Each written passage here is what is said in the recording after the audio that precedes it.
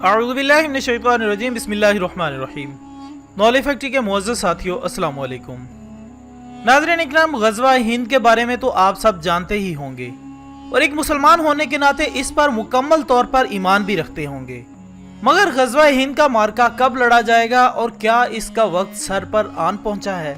ये वो सवालात हैं जिनके बारे में एक अजीम शख्सियत हज़रत नेमतुल्लाह शाह वली ने न सिर्फ पेशनगोई की थी बल्कि ये भी बताया था कि ग़ज़वा हिंद कब और किसके साथ लड़ी जाएगी। तो ख़वातीन व हज़रात, हज़रत नेमतुल्लाह शाह वली एक अजीम सूफ़ी बुज़ुर्ग और फ़ारसी शायर गुज़रे हैं जिन्होंने 850 साल पहले पूरी दुनिया में होने वाले वाक़यात की अपने फ़ारसी अशार के ज़रिए पेशनगोइयाँ की हैं और ये पेशनगोइयाँ हैरान कुन हद तक पूरी होती देखी गईं। जबकि अगर ग़ज़वा हिंद के मार्के की बात की जाए तो इसके मुतालिक नेमतुल्लाह शाह वली अपने एक शेर में यूँ फरमाते हैं, ये जंग बड़ी ईद और छोटी ईद के दरमियान होगी और इस जंग के नतीजे में मुसलमान तमाम इलाकों को हासिल कर लेंगे जो इनके हाथ से निकल चुके हैं। और अगर एक बार खून बहना शुरू हो गया तो दरियाए अटक तक का पानी 3 बार काफिरों के खून से सुर्ख होगा। नाज़रीन इकराम, अगर देखा जाए तो पाकिस्तान और भारत दोनों मुल्कों के दरमियान कशीदगी और हालात आपके सामने हैं। इसके अलावा इस पेशनगोई में यह भी बताया गया कि मुसलमान इन तमाम इलाकों को हासिल कर लेंगे जो इनके हाथ से निकल चुके हैं। जबकि अगर देखा जाए तो तकसीम हिंद के वक्त कश्मीर ही वो इलाका था जो पाकिस्तान के हाथ से निकल गया था। लिहाजा दोस्तों, अगर कश्मीर के मौजूदा हालात का अच्छी तरह से जायजा लिया जाए तो इससे ऐसे ही लगता है जैसे ग़ज़वा हिंद शुरू हो गई हो, क्योंकि भारत ने पाकिस्तान के साथ दो तरफा मुआहिदों की खिलाफ वर्जी करते हुए कश्मीर में अपनी फौज की तादाद दिन ब दिन बढ़ाना शुरू कर दी है और पाकिस्तान में लाइन ऑफ कंट्रोल के करीबी इलाकों को भी टारगेट किया हुआ है और पाकिस्तान की तरफ से भी उनको मुकम्मल तौर पर जवाब दिया जा रहा है। अल्लाह ने चाहा तो बहुत जल्द पाकिस्तान का झंडा भारत के इन इलाकों में भी लहराएगा जो तकसीम के वक्त पाकिस्तान के हिस्से में नहीं आए थे। नाज़रीन इकराम, यहाँ हज़रत नेमतुल्लाह शाह वली अपने शेर की सूरत में एक और पेशनगोई करते हुए फरमाते हैं, ये ग़ज़वा 6 साल तक एक जंग की सूरत में जारी रहेगा जिसमें हर जगह इस जंग की वजह से लोगों का कत्ले आम होगा। अब मजीद पेशनगोई करते हुए फरमाते हैं, अफगान कौम पर अल्लाह का फजल होगा और वो हथियार लेकर मुकाबले के लिए खड़े हो जाएंगे, जबकि अहले काबल भी काफिरों के कत्ल के लिए निकल आएंगे और काफिर पूरी कोशिश करेंगे कि किसी बहाने से इस जिहाद को रोक सकें।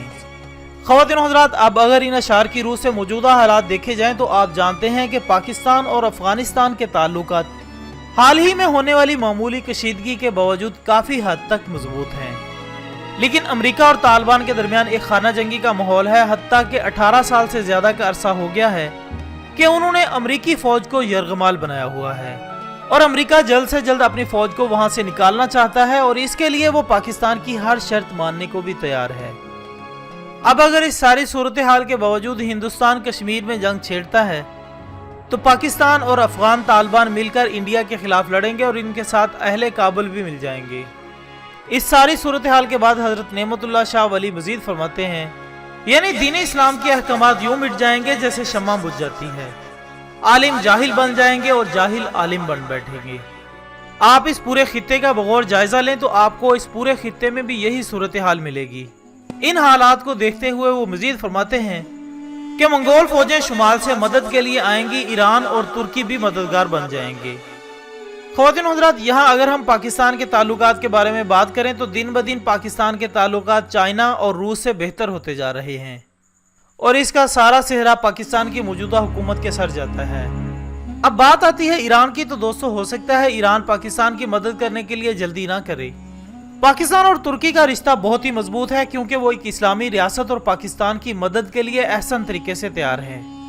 इसके बाद नेमतुल्लाह शाह वली आगे चलकर एक और शेर में फरमाते हैं कि दीन और ईमान के बदखा तमाम दुश्मन मारे जाएंगे और तमाम हिंदुस्तान हिंदू हुकूमत और शिर्क से पाक हो जाएगा। जबकि हजरत नेमतुल्लाह शाह वली मजीद फरमाते हैं कि उस्मानी, तुर्क, चीनी और ईरानी एक हो जाएंगे और पाक फौज के साथ मिलकर हिंदुस्तान को गाजियाना फतह करेंगे। यहाँ अगर मौजूदा हालात में होने वाले वाक़यात को देखा जाए तो वो वक्त दूर नहीं, क्योंकि आप अक्सर खबरों में सुनते होंगे कि आए दिन कभी चाइना की फौज पाकिस्तानी फौज के साथ मिलकर मशकें कर रही होती है तो कभी तुर्की की फौज। तो हज़रत नेमतुल्लाह शाह वली की ये पेशनगोई भी सच पर मबनी है। ख़वातीन हज़रात, हज़रत सुबान रज़ी अल्लाह तआला अन्हु जो कि रसूलुल्लाह सल्लल्लाहु अलैहि वसल्लम के ग़ुलाम थे, इनसे रिवायत है कि आपने फरमाया, मेरी उम्मत के 2 ग्रोहों को अल्लाह ताला दोज़ख के अजाब से बचाएगा। ان میں سے ایک ہندوستان میں جہاد کرے گا اور دوسرا حضرت عیسیٰ علیہ السلام کے ساتھ ہوگا۔ اس کے علاوہ حضرت ابو ہریرہ رضی اللہ تعالیٰ عنہ سے روایت ہے کہ رسول اللہ صلی اللہ علیہ وآلہ وسلم نے ہم سے وعدہ فرمایا تھا کہ مسلمان ہندوستان میں جہاد کریں گے، اگر وہ جہاد میری موجودگی میں ہوا تو میں اپنی جان اور مال اللہ کی راہ میں قربان کروں گا۔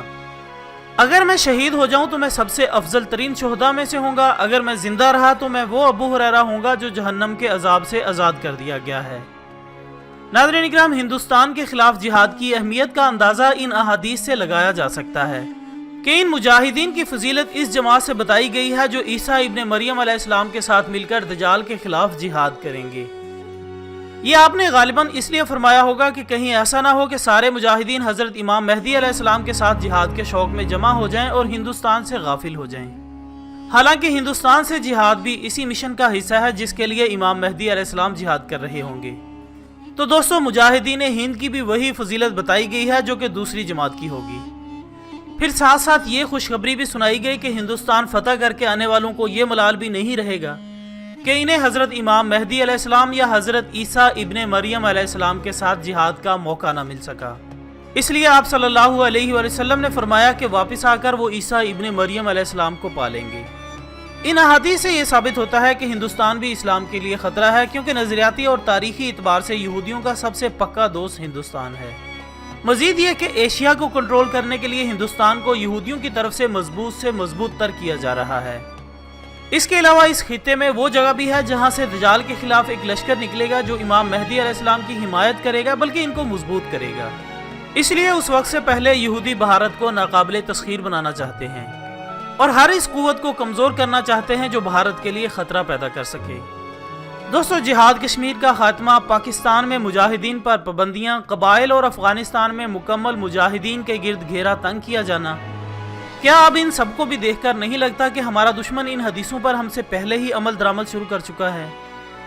لیکن ان سب حالات کو دیکھ کر نبی اکرم صلی اللہ علیہ وآلہ وسلم کی احادیث پر یقین رکھنے والوں کو اور میرے مظلوم کشمیری بہنوں اور بھائیوں کو پریشان ہونے کی کوئی ضرورت نہیں۔